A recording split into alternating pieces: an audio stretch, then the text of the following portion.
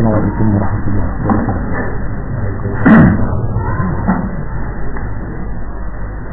Innal hamdalillah nahmaduhu wa nasta'inuhu wa nastaghfiruh wa na'udzu billahi min shururi anfusina wa min sayyiati a'malina man yahdihillah fala mudilla lahu wa man yudlil fala hadiya lahu.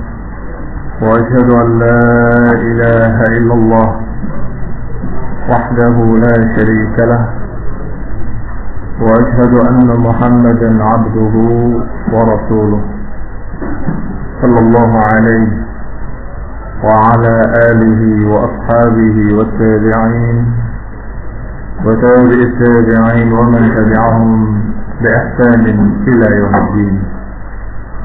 يا أيها الذين آمنوا اتقوا الله حق تقاته ولا تموتن إلا وأنتم مسلمون.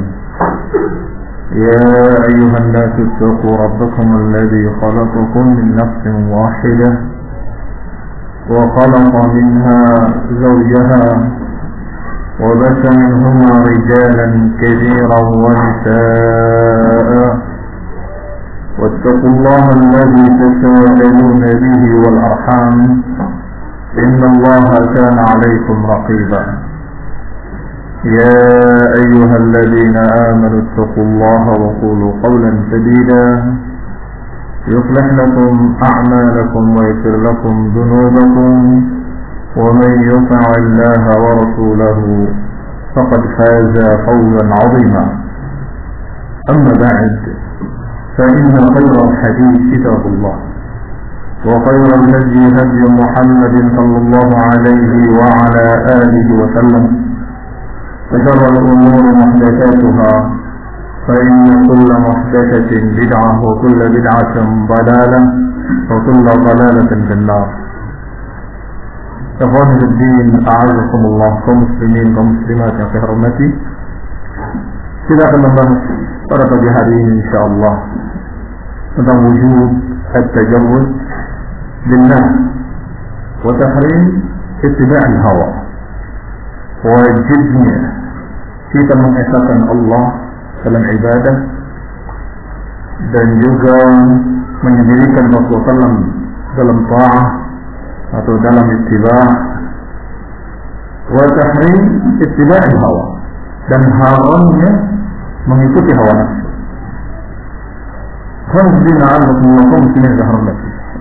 Kita ambil bagian dari kitab Al-Suyuq al-Sunnah ala ahli al-hawa wa ad'iyat al-sunnah yang ditulis oleh Syekh Taqi Ibn Khalfiq al-Qasimi hafizahullah ta'ala wa jazahullah khair. Bab yang pertama dalam kitab beliau adalah wujub at-tajarrud wa tahrim ittiba' al-hawa. Wajibnya mengesahkan Allah dalam ibadah, wajibnya hanya ittiba' kepada Rasulullah SAW, dan haramnya mengikuti hawa nafsu. Qala hafizahullah, laqad khalaqa Allah 'azza wa jalla al-khalqa li'ibadatihi wahdahu. Allah Subhanahu wa ta'ala telah menciptakan manusia dan menciptakan jin adalah untuk diperintah agar beribadah kepada Allah sendiri, tidak sekutu baginya. Dan Allah Subhanahu wa ta'ala menerangkan prinsip dasar ini dalam ayatnya, wa ma khalaqtul jinna wal insa illa liya'budun. Kami tidak ciptakan jin dan manusia kecuali agar mereka beribadah kepadaku, kata Allah. Dan dalam tafsir dikatakan dalam riwayat dari Ali bin Abi Thalib dan lainnya bahwa makna illa liya'budun illa li'amurahum bi'ibadati.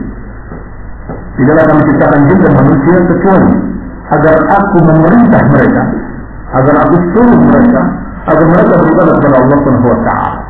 Makanya hikmah penciptaan manusia adalah agar mereka beribadah kepada Allah saja dan tidak beribadah kepada lainnya. Sedangkan makna ibadah adalah mengikhlaskan, memurnikan ketaatannya kepada Allah Subhanahu wa Ta'ala, mentaati perintah-perintahnya, menjauhi larangan-larangannya.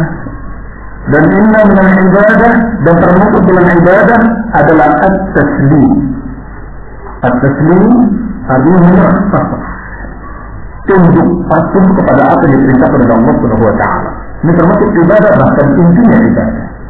Maka Allah berfirman, "Qala wa rabbika la yu'minun hatta yuhakkimuka fima shajara bainahum, thumma la yajidu fi anfusihim harajan mimma qadayta wa yusallimu taslima."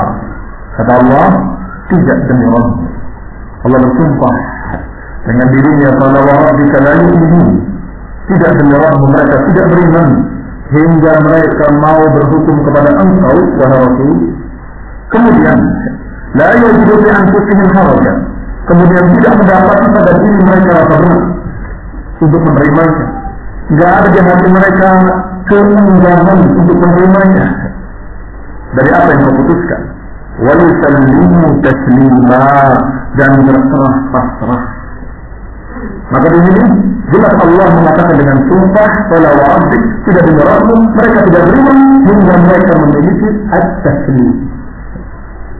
Kalau sudah ada kata Allah, kalau sudah ada ucapan Rasulullah, maka tidak ada kata lain kecuali sami'na wa ata'na. Ini yang dikatakan at-taslim. Allah Subhanahu wa Ta'ala juga berfirman, "Qul inna salati wa nusuki wa mahyaya wa mamati lillahi rabbil alamin." Katakan, sesungguhnya salatku, sembelihanku, hidupku, matiku, semuanya lillahi rabbil alamin, untuk Allah rabbil alamin. La syarika lahu, tidak sekutu baginya. Wa bidzalika umirtu, dan dengan itu aku diperintah. Wa ana awwalul muslimin. Rasulullah SAW diperintahkan oleh Allah Subhanahu wa Ta'ala untuk berikrar dengan at-tajarrud, berikrar dengan menyatakan sungguhnya semua hidupku, matiku, salatku, ibadahku hanya khusus untuk Allah Subhanahu wa Ta'ala. Wa bidzalika umirtu, dengan itu aku diperintah. Maka dibacakan dan diperintahkan untuk dibaca setiap salat, setiap rakaat surat Al-Fatihah yang mengandung dalamnya kalimat ikrar, yang juga ikrar tauhid, iyyaka na'budu wa iyyaka nasta'in. Kepadamu lah kami beribadah dan kepadamu lah kami meminta pertolongan. Kalimat iyyaka na'budu wa iyyaka nasta'in didahulukan maf'ulnya karena yufid at-takhsis, untuk menunjukkan pengkhususan. Hanya kepadamu lah ya Allah aku beribadah, dan hanya kepadamu lah ya Allah aku beristighfar. Ini pun memberikan faedah memurnikan ibadah kepada Allah dan at-tajarrud lillahi ta'ala, mengesahkan Allah Subhanahu wa Ta'ala dengan ibadah. Wa la yuhaqqil al-insanu al-'ubudiyyah lillahi illa idza tajarrada lillahi haqqa tajarrud. Maka tidak akan manusia bisa menyempurnakan ibadahnya kecuali kalau dia mengkhususkan, memurnikan hanya untuk Allah dan terikat hanya dengan Allah, dengan haqqal inqiyad, dengan sebenarnya keterikatan. Tidak ada keterikatan lain kecuali keterikatan kepada Allah dan kepada Nabi yang diutus oleh Allah Subhanahu wa Ta'ala. Wa ma kana lil mu'minin wa la mu'minatin idza qada Allah wa rasuluhu amran an yakuna lahum al-khiyaratu min amrihim. Kata Allah, tidak ada bagi mukmin laki-laki maupun perempuan, kalau sudah ada keputusan Allah dan Rasulnya, tidak ada bagi mereka pilihan lain kecuali menerima. Wa man ya'sillaha wa rasulahu faqad dhalla dhalalan mubina. Dan barang siapa yang menentangnya, maka dia telah sesat dengan kesesatan yang nyata. Berkata Syekh Sulaiman Ibn Abdullah rahimahullah yang mensyarah kitab Tauhid yang kemudian diringkas menjadi Fathul Majid. Adapun kitab beliau adalah Taisir Al-Aziz Al-Hamid. Rahimahullah beliau menyatakan, wa ibadatuhu, yang dimaksud ibadah kepada Allah, hiya ta'atuhu bi fi'lil ma'mur wa tarkil mahdhur. Dan termasuk ibadah yang dikatakan ibadah kepada Allah adalah mentaati perintah-perintahnya dan menjauhi larangan-larangannya. Wa dzalika huwa haqiqatul Islam, dan itulah yang dikatakan hakikatul Islam.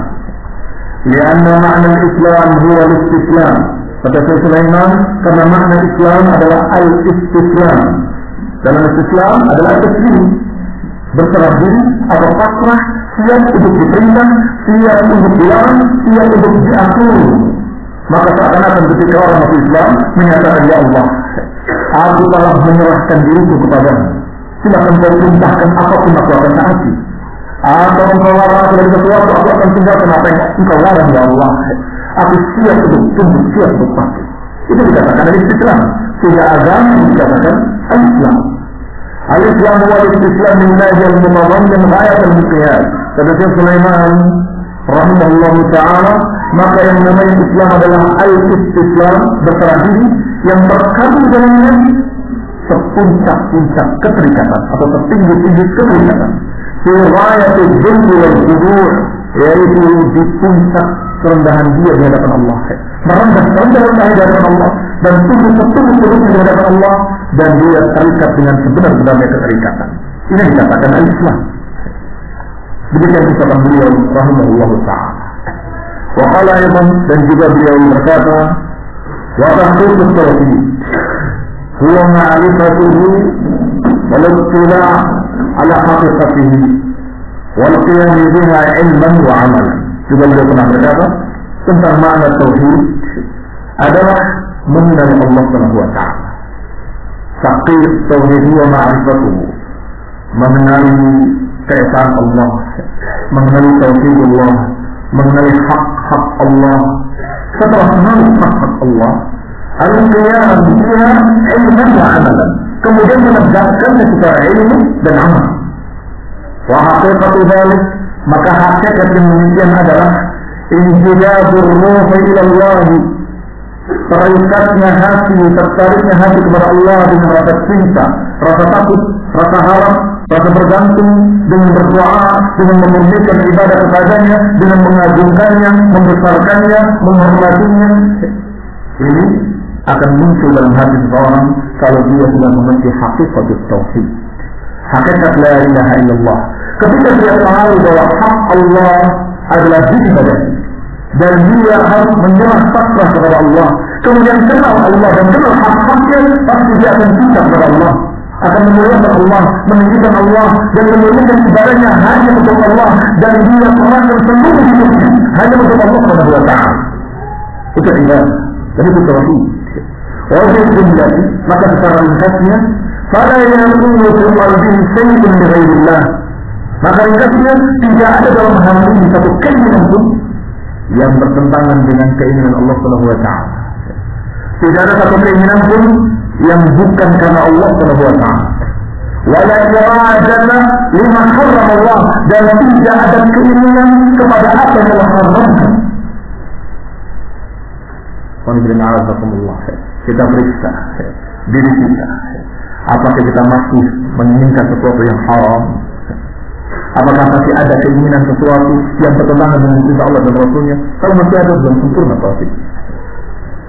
Tauhid kalau terwujud dalam hati seseorang, maka hati itu dipenuhi dengan cinta kepada Allah, sehingga dia hanya menginginkan apa yang diridai oleh Allah, dan tidak memiliki keinginan pada apa yang diharamkan oleh Allah Subhanahu wa ta'ala. Ini kepada Syekh rahimahullah ta'ala. Qala wala karahata lima amar Allah, dan sebaliknya tidak ada kebencian pada apa yang Allah perintahkan. Pada apa-apa yang Allah perintahkan tidak ada rasa kebencian atau ketidaksukaan, tidak ada. Suka. Diperintahkan salat dia suka, diperintahkan puasa dia suka, diperintahkan berakhlak yang luhur dia suka, diperintahkan dengan perintah apa dalam perkara dia semuanya suka, senang. Sebaliknya pada apa yang Allah haramkan dia tidak suka. Kalau hati sudah demikian, maka dia dalam keadaan memiliki tauhid dalam hatinya yang sempurna. Kalau ada keinginan lain selain apa yang digariskan oleh Allah, maka itulah hawa nafsu. Itulah hawa. Allah perintahkan agar kita mengerjakannya, kemudian muncul keengganan. Aduh, susah, capek, berat. Hati-hati. Kalau dituruti, berarti kamu memiliki hawa nafsu. Demikian pula sebaliknya, ketika Allah Subhanahu wa ta'ala mengharamkan sesuatu, haram hukumnya, kemudian hati cenderung kepadanya, ingin sekali saja mengerjakannya. Begitu sekali, ingin dua kali, terus maka orang ini juga mengikuti hawa nafsu. Karena yang namanya tauhid adalah mengesahkan Allah Subhanahu wa taala dalam penghambaan kita kepadanya. Sehingga tidak memiliki keinginan dalam hati sesuatu pun yang bertentangan dengan keinginan Allah Subhanahu wa taala. Qala wa dzalika huwa haqiqatu la ilaha illallah. Kebesaran Allah itulah hakikat la ilaha illallah. Fa inna al-ilah huwa al-ma'mur wal-ma'bud. Karena makna ilah adalah yang diibadahi dan diilahkan, yang disembah. Wa ma'ahsana ma'amalahu Ibnu Qayyim. Sungguh bagus sekali yang dikatakan oleh Ibnu Qayyim rahimahullah ta'ala. فَلِلْوَاحِدِ كُنْ وَاحِدًا بِوَاحِدٍ أَعْنِي سَبِيلَ الْحَقِّ وَالْإِيمَانِ.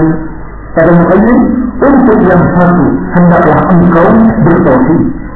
Untuk yang satu hendaklah engkau menjadi satu jalan, satu agama, satu keinginan, yaitu untuk Allah Subhanahu wa taala. Yani satu jalan, a'ni sabilal iman, sabilal haqq wal iman, yaitu jalan hak dan jalan keimanan. Wa dzalika huwa haqiqatus syahadatain. Inilah hakikat syahadatain. Perwujudan kalimat la ilaha illallah dan Muhammad Rasulullah. Faman qama bihima 'ala al-wajh, barang siapa yang menegakkan keduanya dengan sisinya yang benar, fahuwa min as-sab'ina alfan, maka dia termasuk 70 orang yang akan masuk surga tanpa azab dan hisab. Barang siapa mewujudkan dua perkara tadi. Pertama, dia mengesahkan ibadahnya untuk Allah yang satu dan menjalani jalan yang satu yang telah digariskan oleh Allah melalui lisan Rasulnya. Maka ini perwujudan kalimat la ilaha illallah Muhammad Rasulullah. Kalau diwujudkan dengan sempurna, maka tidak ada keinginan hati kepada yang diharapkan oleh Allah dan tidak ada kebencian pada apa yang Allah perintahkan. Kalau demikian, maka orang ini akan termasuk di dalam 70 alfan, 70 orang yang masuk jannah tanpa hisab dan tanpa azab. Alhamdulillah, sebagaimana diriwayatkan dalam hadis yang sahih dari Rasulullah SAW ketika para sahabat mendengar ucapan Rasulullah SAW tentang urudat alaihal umam, ditampakkan kepadaku umat-umat. Ada nabi yang bersamanya 1-2 orang, ada nabi yang tidak memiliki pengikutnya, ada nabi yang memiliki pengikut yang banyak, yang dikatakan sawadul azim. Aku melihat hitam yang luas dan sangat besar jumlahnya. Aku kira itu adalah umatku. Ternyata dikatakan kepadaku itu Musa dengan pengikutnya. Walakin menurut ilal ufuk, tapi yang ufuk yang lain, maka dilihat sawadul azim adalah jumlah yang manusia yang lebih besar lagi. Maka dikatakan innahum, sungguhnya mereka itulah umatmu. Wafihim, bersama mereka ada 70 alfan, ada 70 orang yang masuk jannah tanpa hisab, tanpa azab. Siapa mereka? Mereka adalah mereka yang digambarkan seperti ini. Jangan tanya bagaimana yang haram-haram, yang makruh-makruh saja mereka sudah tinggalkan. Kemudian la yastaqun, wala yastawun. Mereka adalah orang-orang yang tidak minta diruqyah, tidak memakai pengobatan dengan kain. Yani mereka yang tidak pernah menganggap ada sesuatu yang penyebab sial. Wa ala rabbihim yatawakkalun, yang bertawakal penuh kepada Allah Rabbul Alamin. Maka mereka lah yang dikatakan 70 alfan yadkhuluna jannah tanpa hisab, tanpa azab. 70 orang yang masuk surga tanpa azab, tanpa hisab. Ternyata mereka meninggalkan perkara yang makruh sekalipun, walaupun belum sampai pada haram. Kembali azab kalau kaum muslimin yang akan mati. Berkata Syekhul Islam Muhammad bin Abdul Wahhab rahimahullahu ta'ala, bab ad-du'a ila syahadati an la ilaha illallah, bab tentang mengajak kepada kalimat la ilaha illallah. Kemudian dibacakan oleh beliau ayat Allah Subhanahu wa ta'ala, qul hadhihi sabili ad'u ila Allah ala basiratin ana wa man ittaba'ani. Dibacakan oleh Allah Subhanahu wa ta'ala yang memerintahkan kepada Nabi-Nya, qul, katakan wahai Nabi, hadhihi sabili, ini jalanku, ad'u ila Allah, aku mengajak kepada Allah, ala basiratin, di atas basirah, di atas ilmu. Kemudian beliau berkata, mengambil kesimpulan dari ayat ini.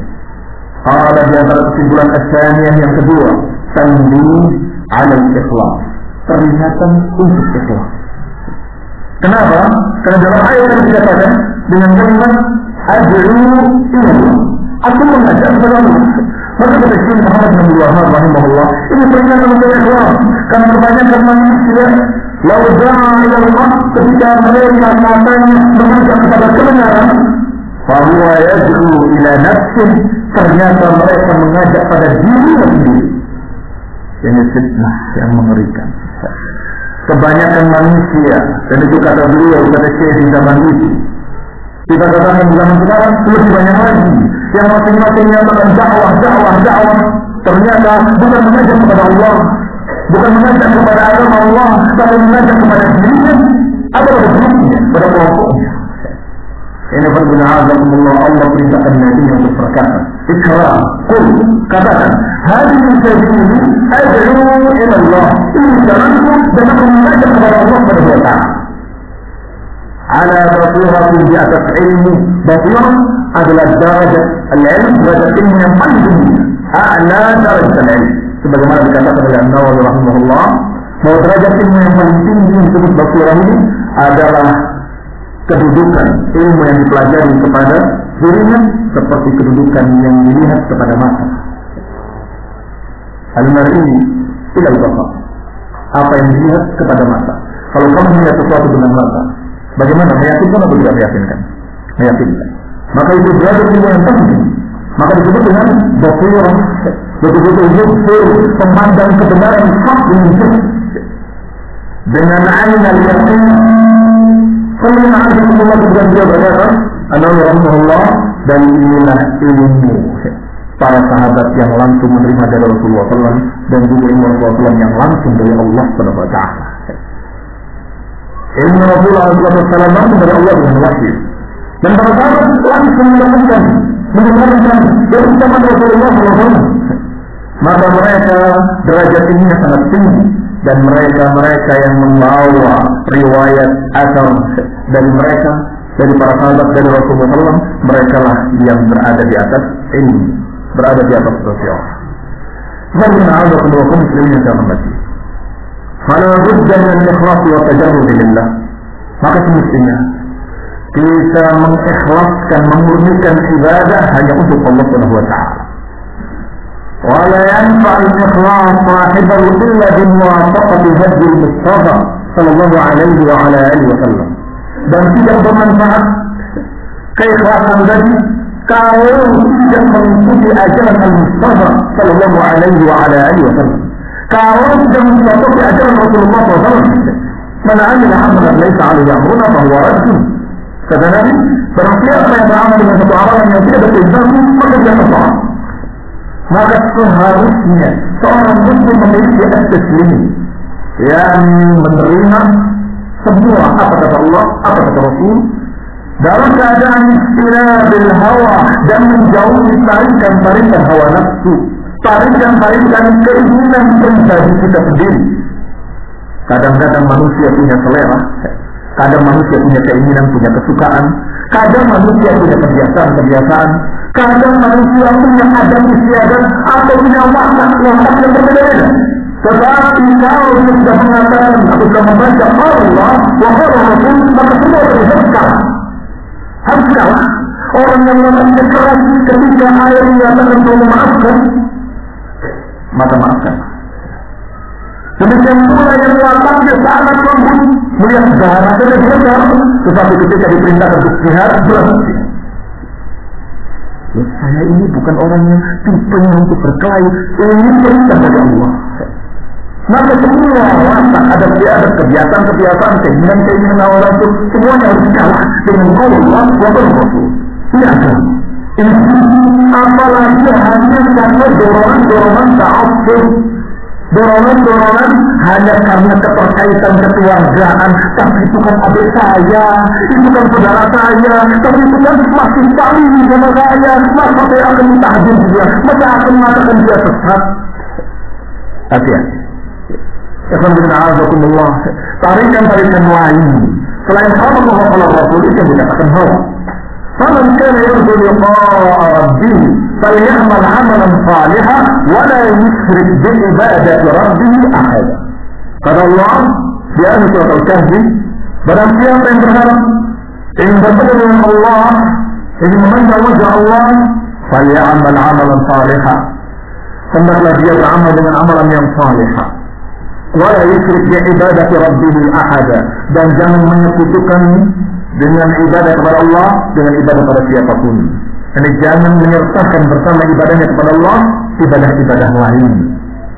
Jangan kita menyekutukan Allah dengan sesuatu apapun. Ini syarat kalau kita ingin bertemu Allah Subhanahu wa taala. Allah Ta'ala, Allah juga berfirman, "Tabarakalladzi biyadihi al-mulk wa huwa 'ala kulli shay'in qadir, alladzi khalaqal mauta wal hayata liyabluwakum ayyukum ahsanu 'amala." Sungguh Maha tinggi, Maha suci Allah Subhanahu wa taala, yang di tangannya lah segala kekuasaan kerajaan langit dan bumi. Wa huwa 'ala kulli shay'in qadir, dan dia Allah atas segala sesuatu Maha kuasa.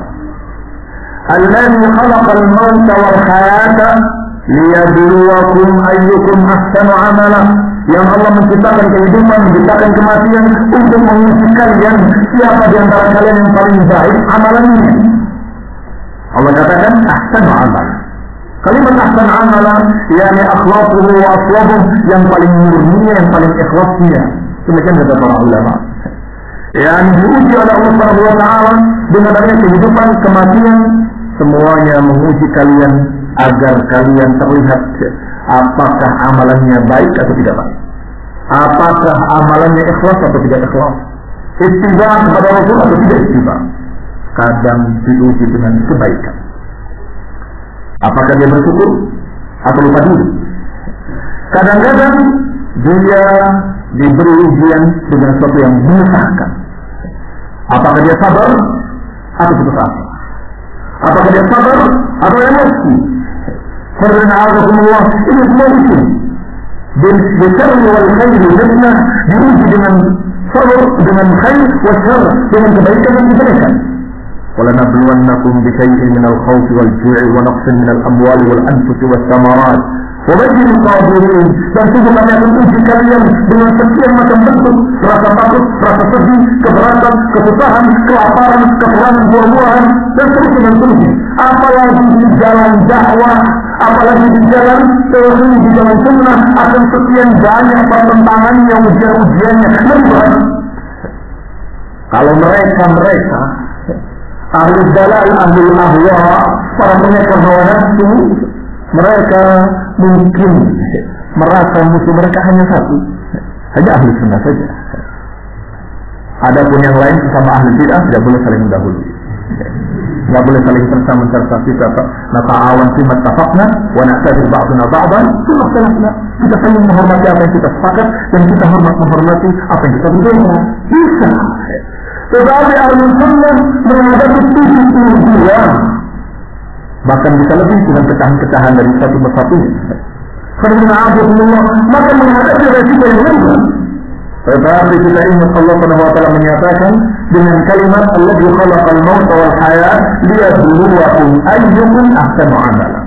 Allah sengaja menjadikan kehidupan dan kematian untuk menguji kalian siapa yang paling baik amalannya. Maka ujian dalam bentuk apapun, di dalam dakwah, di dalam tauhid, di dalam sunnah, harus kita lewati dengan tegar dan sabar. Harus kita lewati dengan istiqamah, dengan berpegang kokoh kuat pada Quran dan sunnah dan aqwal salaful ummah. Jangan ada perasaan hawa nafsu yang kemudian menonjol lebih daripada Quran dan sunnah. Jangan sampai kemudian kita berkesimpulan ini mereka harus kita bantai saja, kita sembelih satu-satu. Kamu melanggar. Padahal la yahillu damu imri'in muslimin illa bi ihsalat. Tidak ada halal darah seorang muslim kecuali dengan 3. Kalau mereka masih muslimin, tidak halal darahnya. Karena tinggal satu dengan kebidahannya ini. Boleh marah kepada sesuatu yang kita pantas marah, memang itulah yang diperintahkan. Kita benci kepada kebidahan, kita benci kepada kekuburan. Tetapi ketika sesuatu kemarahan kita melampaui batas, tidak boleh. Apakah tidak marah para sahabat ketika mereka akan haji ke Baitullahil Haram, ke Mekah, dilarang oleh Quraisy, dan dilarang masuk Mekah. Para sahabat sudah mengatakan kepada Nabi sallallahu alaihi wasallam, ya Rasulullah, kita larang saja. Kami orang-orang yang siap untuk bertempur, kami orang-orang yang kuat dan orang-orang yang berani melawan mereka.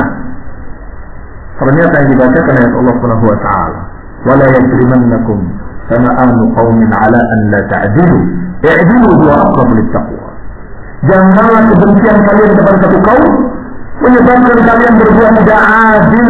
I'dilu huwa aqrabu lit-taqwa. Berbuat adillah, sesungguhnya keadilan itu lebih dekat kepada ketakwaan. Syekh Rabi hafizahullah taala, adil di sini adalah mengikuti aturan hukum Allah Subhanahu wa taala, bahwa itu adalah daerah haram, tidak boleh menumpahkan darah, dan bulannya bulan haram, tidak boleh berperang. Maka walaupun kita benci pada mereka, tapi ini bukan saatnya.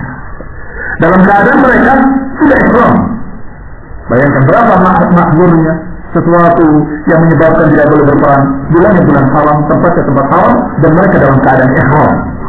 Maka tidak boleh kita boleh. Jangan sampai karena kemarahan dilanggar syariat. Maka kemarahan mereka yang sedemikian rupa tetap terbimbing dengan sunnah Rasulullah Sallallahu Alaihi Wasallam. Demikian pula dalam masalah tauhid, dalam perkara apapun, ketika dia sakit parah tidak ada obat yang bisa menyembuhkannya, tidak ada yang menasihati, di sana ada yang bisa menyembuhkan dengan cara yang sulit. Ini ujian. Maka seorang yang istiqamah di atas tauhid tidak menyebutkan ayatnya, tidak boleh berkata, tapi kalau sudah sembuh kita bertauhid begini, tidak bicara begitu. Dia menyatakan saya akan tetap tidak mau melaksanakan kesyirikan dan tidak akan berhubung apapun yang terjadi pada saya. Ini dikatakan orang yang tidak mengikuti hawa. Karena Allah Subhanahu wa taala, Allah Tabaraka wa taala berfirman dalam hadis qudsi, "Ana aghna syuraka an syirik." Aku adalah yang paling kaya, kata Allah, di antara seluruh sekutuku.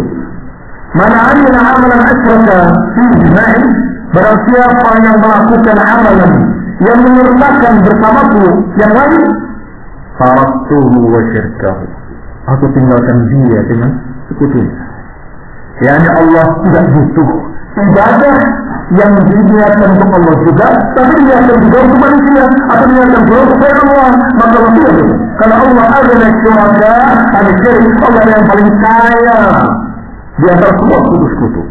Maka ketika ada seseorang yang beribadah kepada Allah dan juga menyertakan bersama Allah ilah yang lain, maka Allah tidak butuh pada ibadahnya dan tertolak.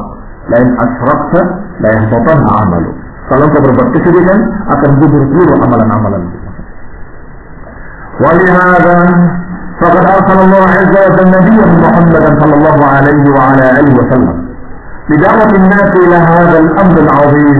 Oleh karena itu Allah Subhanahu wa taala mengutus nabinya, mengutus rasulnya sallallahu alaihi wa ala alihi wa sallam untuk mengajak manusia kepada perkara yang agung dan memperingatkan dari bahaya ittiba'il hawa. Jadi kata Allah untuk mengajak manusia kepada tauhid, mengesahkan Allah dalam ibadah dan menyendirikan Rasulullah dalam ta'ah, dalam ittiba', dan kemudian peringatan dari bahaya hawa nafsu. Bahaya nafsu itu sangat luas. Diberikan oleh para ulama bahwa semua keinginan lain yang bertentangan dengan Quran dan Sunnah, maka itu hawa nafsu.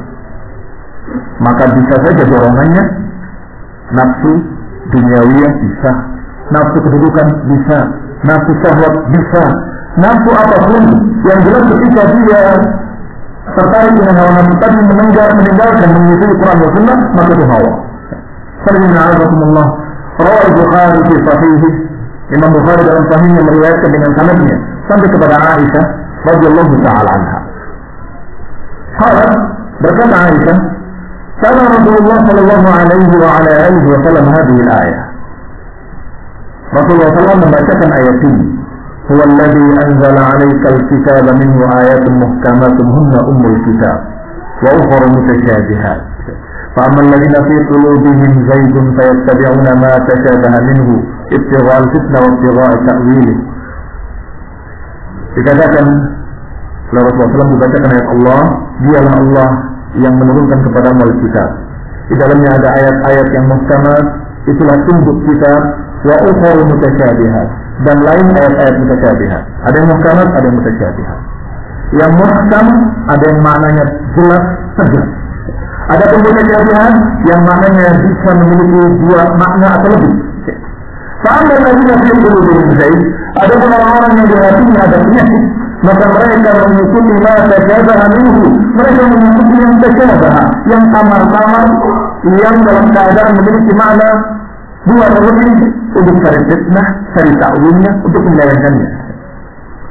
Maka kata Aisyah, berkata Aisyah, qala Rasulullah bersabda, fa idza ra'aita alladziina yattabi'una ma tashabaha minhu fa ulaika alladziina samma Allahu fahdharuhum. Maka kalau engkau melihat, idza ra'aiti alladziina yattabi'una ma tashabaha minhu, kalau engkau melihat orang yang mencari-cari ayat yang seperti itu untuk ditarik-tarik maknanya kepada makna lain, fa'ulaika alladziina samma Allah, maka mereka lah yang maksud dari Allah Subhanahu wa taala. Fahdharuhum, maka hati-hatilah dari mereka. Dijelaskan bahwa orang-orang yang mencari-cari ayat mutasyabihat ibtigha' ta'wil, ibtigha' al-fitnah, itulah orang-orang yang dikatakan ahlul ahwa, orang-orang yang fi qulubihim zayd, yang dalam hati mereka ada sesuatu, ada penyimpangan, ada penyakit di dalamnya, sehingga mereka mencari ayat-ayat yang samar-samar maknanya untuk cari fitnahnya, untuk cari ta'wilnya. Maka kata Nabi, hati-hati dari mereka. Fahdharuhum, dan ini tonggak dasar tentang masalah tahdzir. Kemudian a'adzakumullah, sehingga mereka yang menyatakan tidak perlu tahdziran adalah orang yang tidak kenal Rasulullah SAW dan ucapannya dalam hadis yang sahih dalam Sahih Bukhari. Kemudian a'adzakumullah, wala qad akhbara Rasul 'an al-ahwa fi siyasat dan tahdhir. Dan sudah disebutkan di dalam hadis-hadis yang sangat banyak tentang hawa nafsu, jeleknya hawa nafsu, tercelanya hawa nafsu, dan diajarkan berlindung kepada Allah dari hawa nafsu. Bahkan setiap kita membuka kajian, selalu kita menyatakan berlindung kepada Allah Subhanahu wa taala min syururi anfusina wa sayyi'ati a'malina. Berlindung kepada Allah dari jeleknya diri-diri kita. Ini perlindungan dari Allah min syururi anfusina. Kita akan lanjutkan insyaallah pada dhuhur bi'idznillah taala. Subhanallahumma bihamdik, asyhadu an la ilaha illa anta astaghfiruka wa atubu ilaik. Assalamualaikum warahmatullahi wabarakatuh.